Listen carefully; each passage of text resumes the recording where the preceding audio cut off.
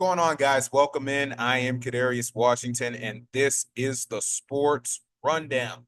It's a pleasure to have you guys in, and be sure to like, comment, and subscribe. Click that notification bell to be notified of when I post again, and also follow me on Twitter and on Blue Sky at CW Talk Sports. That's CWTALKS Sports. And boy, oh boy, did we have ourselves a sports weekend. We have a lot to get into. We got to get into that absolute beatdown of what we saw last night with the Cavs and the Pacers. OKC also, they tied up their series against the Nuggets yesterday. We'll get to that. Boston might have just single-handedly saved their season on Saturday against the Knicks. We'll get to that. And Golden State might be in some trouble here without Steph Curry as the Timberwolves look to go up 3-1 in that series tonight. We'll get to that. NHL, we have the Florida Panthers successfully defending home ice against the Maple Leafs. We'll get to that. And the Golden Knights and the Capitals look to tie up their series. Golden Knights in their series against the Oilers, and the Capitals in their series against the Hurricanes. They're going to be looking to tie those series up. And Mikko Rantanen had a great performance yesterday in their game against, or the other day in their game against the Jets. We'll get to that in a little while. The NFL, Derek Carr sending shockwaves to the NFL world as he announced his retirement. We'll get to that. Schedule release coming on Wednesday. And of course, we get the news that the Cowboys and Eagles will start the regular season. And in baseball, we got a couple of storylines there as Bud Black and Derek Shelton get shown the door for their respective teams. And then Rafael Devers, we have a little situation with him as far as not wanting a position change.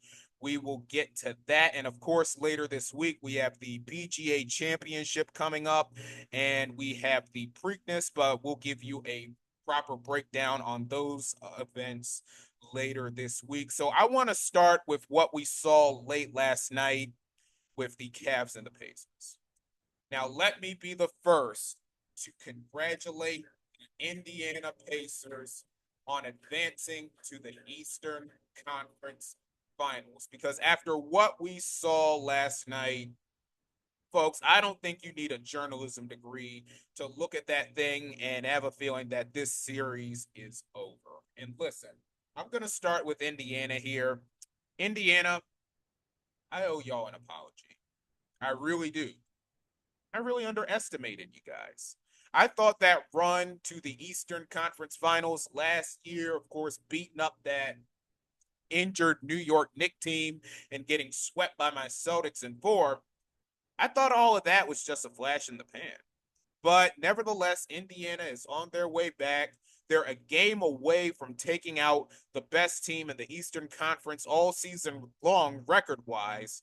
Tyrese Halliburton just about defeating the overrated allegations. Pascal Siakam was just about perfect in the game. Went 9 for 10 from the field with 21 points. And then Benedict Mathurin, you had that little tie-up situation there, which I don't know what the heck he was doing and getting himself ejected. That can't happen in your very first minute of gameplay.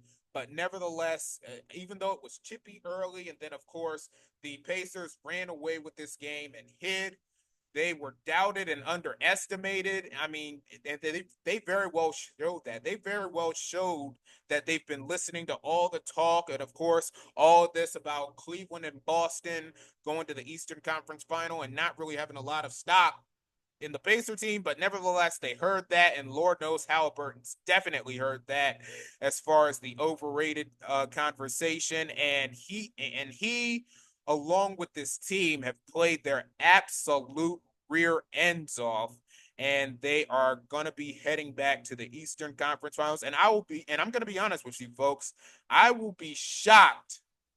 Well, I better not say shocked, but I will be surprised if this series is not over with come tomorrow night. Now, listen, I can't fully bash the Cleveland Cavaliers overall because they've been dealing with injuries to Darius Garland and Evan Mobley and DeAndre Hunter, and now We've got Donovan Mitchell, who's a game time decision for tomorrow, re-aggravating that ankle injury. But what happened on yesterday was absolutely pathetic. Down 80 to 39 at the half, 41 points, which is tied the largest deficit in any half of the postseason in NBA history. And ironically enough, I believe it was Cleveland that set that record as far as 41 points are concerned. And listen, folks, I did not watch the second half of that game. I didn't need to. And that was an awful, awful showing by the Cleveland Cavaliers. And also, man, you have to be sick for Donovan Mitchell. You got to feel bad for the guy. I mean, Donovan Mitchell has to be one of the most unluckiest players when it comes to the postseason. I mean, everything breaks the wrong way for Donovan Mitchell, going back to when his career started in Utah and now over these last couple of years with the Cleveland Cavaliers. Now, listen, folks, I mean, you know the narrative. Donovan Mitchell has not made it out of the second round in his career. And honestly, I thought this was going to be the year. I thought this was going to be the team to do it. But of course, they get bit by the injury bug at the wrong time. The team overall not playing well down the stretch. And Donovan Mitchell, once again, going to get sent home in the second round. I mean, he's a great guy. I'm a huge fan of his game. But my goodness, you have to feel sick for Donovan Mitchell. And if you're a Cleveland Cavalier fan, you have to feel sick because, I mean, like I said, you had the best record in the Eastern Conference all year. And now getting ready to see that go up in smoke. I mean, you had to think that this was going to be the year that at the very least their ceiling was Eastern Conference final. But man, you have to feel sick for this Cleveland Cavalier team and especially for Donovan Mitchell. I mean, and along with that, look at his last 3 games prior to the injury. 33 points in game 1, 48 points in game 2, and then 43 points in that game 3 win. I mean, my goodness. You you just have to feel for him as far as the Cleveland Cavaliers are concerned. I also want to get into what the other game from yesterday with OKC and Denver, as OKC tied that series up. And the big story of that, Nikola Jokic, is everything okay? Because look at Nikola Jokic in his last 3 games. In his last 3 games, he shot the ball 7 for 22 from the field, 8 for 25 from the field, and 6 for 16 from the field. That is the first time that he has shot under 40% in 3 straight games since the 2018 season. And I mean, for Denver, their top 2 stars, they really did not, as soon as this thing loads, they did not shoot the ball very well. Jokic, as I said, shot 7 for 22. Jamal Murray, playoff Murray, was 5 for 15. Christian Braun, 4 for 11. And I mean, most of the damage Russell Westbrook went 2 for 12. This was a terrible shooting day for the Denver Nuggets, and they did most of their damage from the free throw line, and they weren't even good from the free throw line because they missed 10 free throws. 10. I mean, my goodness. I mean, and along with that, OKC pretty much did everything humanly possible to give that game away late down the stretch. I mean, those very questionable fouls late in the game, of course, I'm trying to run away with it, but well, not run away with it, but at least hold on. But OKC was doing everything humanly possible to give that game up. But Denver said, nope, we don't want it. Y'all can have it. But nevertheless, that was crazy as far as that's concerned. And listen, this series, I still feel like this series is still going to go 6, 7 games. I really feel more about this thing going to 7 than I do 6. But that was a really bad shooting performance by Denver. And speaking of bad shooting performances, how about the Knicks on Saturday? I mean, the Knicks in Game 3 look like the Celtics in the previous two games, shooting the ball 5 for 25 from three. That's 20%. OG Anunoby with only 2 points. As far as that's concerned, I mean, Jalen Brunson 9 for 21. I mean, he had a pretty decent game, but Karl Anthony Towns 5 for 18. Josh Hart 3 for 9. New York did not shoot the ball well in the game, and listen, folks, Peyton Pritchard may have very well saved the Boston Celtics season. I mean, coming off the bench, 8 for 16 from the field, 5 for 10 from three, 23 points. And Jason Tatum, listen, folks, I am really fed up with Jason Tatum settling for all these jumpers, man. I mean, my goodness. I mean, there were several instances, well, for the entire Celtic team, where I want them to drive the lane and keep their foot on the Knicks' necks, but they're just settling for all these threes. I mean, they made them in the game. I mean, they were due for a performance where they were making their threes. But I mean, settling for all these shots. I mean, I really did not like it, but Peyton Pritchard, phenomenal game from him. And Boston still has a fighting chance. They still have a fighting chance of this series as game four takes place later tonight. And then, of course, the other game four, we have the Timberwolves and the Warriors. And Golden State might be in some trouble here, especially without Steph Curry. As the Timberwolves take a 2-1 series lead as far as the series is concerned. Julius Randle, I mean, how about Julius Randle? Julius Randle has been absolutely phenomenal for the Minnesota Timberwolves. And of course, in their game on, was it Saturday? I'm having a brain cramp here. Uh, Going back to, of course, to the Timberwolves game 3, Randall having 24 and 10 as far as that's concerned. Anthony Edwards, 36 points, a good performance from him. And Golden State, Jimmy Butler. I mean, Jimmy Butler had a good game, 33 points. Jonathan Kuminga having 30. But man, you can tell that this Golden State Warrior team is missing Steph Curry. And of course, if the Timberwolves go up 3-1, this series is pretty much over as far as that's concerned. And I think they said that Curry is going to be out until a minimum of game 5. So we're going to have to see how that situation plays out. All right, folks, let's go on to the hockey. We're going to do a little bit of a hockey breakdown for you.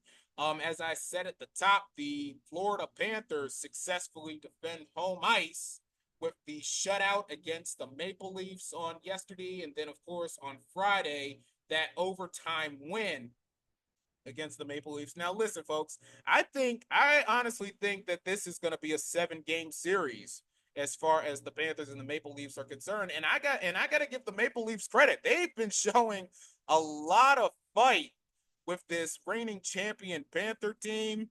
But I mean, give them credit for that. But I could see that thing going to 7 games. And listen, folks, how good has Mikko Rantanen been this postseason? I mean, of course, the Stars got shut out on Friday night, but then on yesterday, I believe, yes, on yesterday, having that goal and 2 assists as the Stars take care of the Jets 5-2 as far as game 3 is concerned in that one. And then, of course, tonight, well, yeah, tonight we have the Golden Knights and Oilers as the Golden Knights look to tie that series up at 2 apiece. Now, listen, that goal from the other night, that I believe it was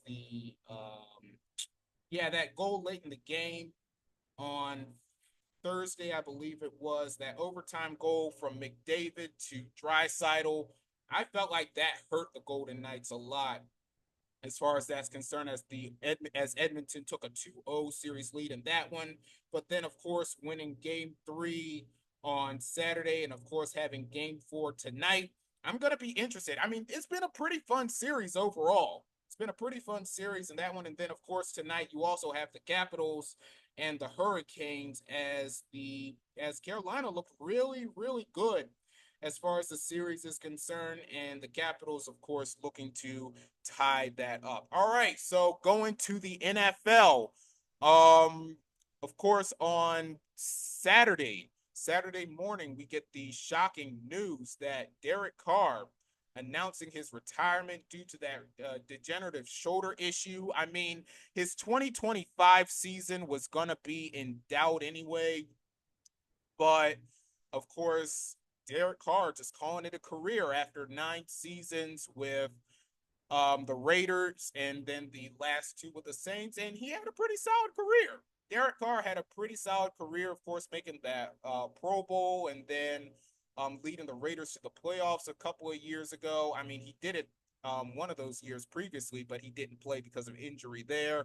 But Derek Carr calls it a career for the Saints, and the Saints, I mean, Tyler Shuck from all in all likelihood going to be the favorite to land the starting job as far as the Saints is concerned. I mean, look at their quarterback room. The only other quarterbacks in that quarterback room, of course, Spencer Rattler and Jake Haener, who, I mean, that I remember that Haener game when the dude was so bad he got yanked after the first half of that one. But Tyler Shuck, I mean, 25 years old. I mean, having the most experience as far as coming from college is concerned. So he's definitely got some experience there. And I think from the qualities that Kellen Moore was looking for, and as he was describing when looking for a quarterback, from the looks of things, Tyler Shuck fits those boxes. So from the looks of things, now obviously they said that they're going to have they're going to have a quarterback competition for all three of them, but nevertheless, I really like Tyler Shuck as he is, of course, the favorite to land the starting job as far as New Orleans is concerned. And this was a story that we covered too a couple of sports rundowns ago. Abdul Carter finally has a jersey number, and shockingly enough, he didn't have to ask anybody for this number as he is going to be wearing the number 51. Um, One could probably point out that this is a mix between, of course, Lawrence Taylor's 56 jersey that he was looking for, and then Phil Simms' number 11 jersey, and of course the number that he wore at Penn State. So Abdul Carter finally has his jersey number, and then of course on Wednesday, the NFL schedule release is gonna be happening, and of course we get the news this morning that Peacock, they're gonna get a Week 17 holiday game on Saturday as they usually do. And I saw that there's some steam about the first Friday game from Brazil. There's some steam that could be a free game on YouTube. And honestly, I would really like that too. YouTube getting a game, as far as that's concerned, and probably being free. So that's going to be something that I'm monitoring. And also, we got the news that the Cowboys and the Eagles are going to be opening the regular season. And I saw some historical significance on the Cowboys and Eagles opening up the regular season. I believe it's the first time that they opened up the regular season, I think since the 2004 season or something like that, that I saw this morning. But nevertheless, we get Cowboys and Eagles, and that's going to be a pretty good, and that's going to be a fun matchup. I mean, I think right now, Cowboys and Eagles is the best rivalry as far as the NFL is concerned, especially in the NFC East. And I'm still trying to look for this historical significance of this game, but if I don't find it, oh well. But yeah, pretty fun to see that they're going to be opening the regular season. And going to the baseball, we had a couple of coach firings over the last couple of days. Bud Black getting fired from the Colorado Rockies, who at this point are beyond a national embarrassment. I mean, they are just terrible, folks. Just terrible. I mean, look at their last three. I mean, look at their series. Um, the 2 out of 3 games against the Padres in their series against San Diego. giving up 13 runs on Friday and 21 runs on Saturday. I mean, my goodness, the Colorado Rockies are just terrible. And Bud Black, I mean, honestly, I think Bud Black might be glad he's gone because that is an absolute sinking ship as far as Colorado is concerned. I mean, last year, we saw arguably the worst team in the history of baseball with the Chicago White Sox. And the Rockies right now are off to a worse start than that.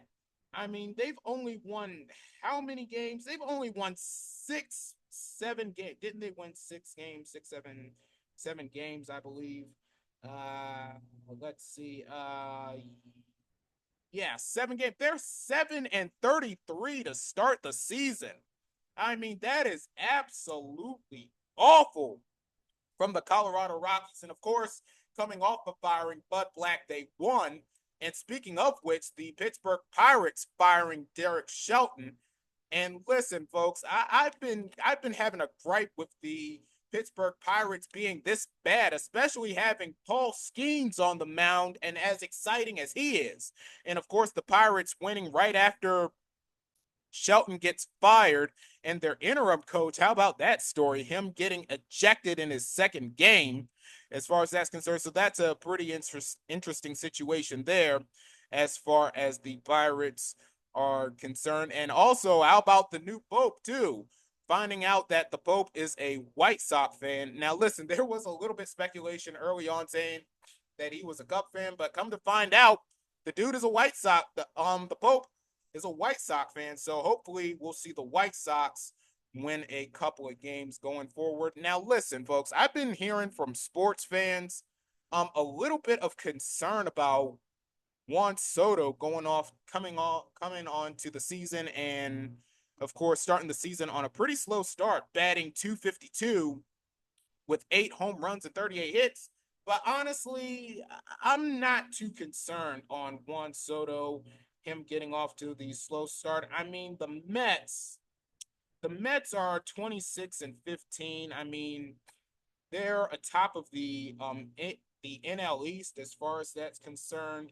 Yeah, best record in the NL East, just a game and a half ahead of the Phillies and the Atlanta Braves. How about the Atlanta Braves turning it on when I was just getting ready to write them for dead? But anyway, I'm not really concerned about Juan Soto. I feel like Soto will definitely get it going as we progress in the season. And of course, adding on to another great sports weekend, we've got Juan Soto returning to Yankee Stadium for the Subway Series coming on later on this week. So that's going to be exciting there. And also, let me hit on this while I have it up. The Atlanta Braves, 19-21, all of a sudden back in the mix of things. Now, listen, they're still 6.5 games behind the Mets and 5 games behind the Phillies. But I find it interesting that the Braves turn it on and are getting things going and figuring out their little situation as far as that's concerned. And one more baseball note here. The news of Rafael Devers. Of course, early in the season, in the off season, him being asked to go to DH, and of course, him saying that he didn't want to go to DH, and of course, staying at third base. But now there's talks about him going to first base, and he's not going there either. And a little stat that I saw about Rafael Devers. So after starting the season 0-19 with 15 strikeouts, he's since had 7 home runs and 30 RBIs, and that's pretty good for Rafael Devers. Now, listen, I really like Rafael Devers as a hitter, especially as a designated hitter, and I feel like he can definitely do a lot of damage as far as that's concerned. But that was very interesting. And listen, folks, I feel like this situation, if this thing mess around and persists, I mean, Rafael Devers could mess around and ask for a trade. And that's exactly what the Red Sox don't need, as the Red Sox are actually good. They're 2 games behind the Yankees as far as the lead for the American League is concerned. And I've constantly said that the game is better when the Red Sox are good. So we really don't need this drama as far as Boston's bullpen is concerned. And they really just need to go ahead and get this situation figured out with Devers. Devers needs to figure it out. Boston needs to figure it out because we don't enough with the drama. Just enough with this drama. You guys are good. You're competitive for once. I mean, come on. Let's get it going as far as the baseball is concerned. Got a pretty good sports night coming up tonight, especially with the let's see, I just had it up. Of course, with the hockey, with the game fours tonight, the game fours tonight in the NBA as far as that's concerned. And of course, looking ahead to the schedule release coming up as far as the NFL is concerned. And of course, the baseball as well, because we definitely love our baseball here on the Sports Rundown. Well, folks, that's going to do it for this edition of the Sports Rundown. Be sure to like, comment, and subscribe. Click that notification bell to be notified of when I post again. And also, follow me on Twitter and on Blue Sky at CW Talk Sports. That's CWTALKS Sports. And I will see y'all the next time. Peace.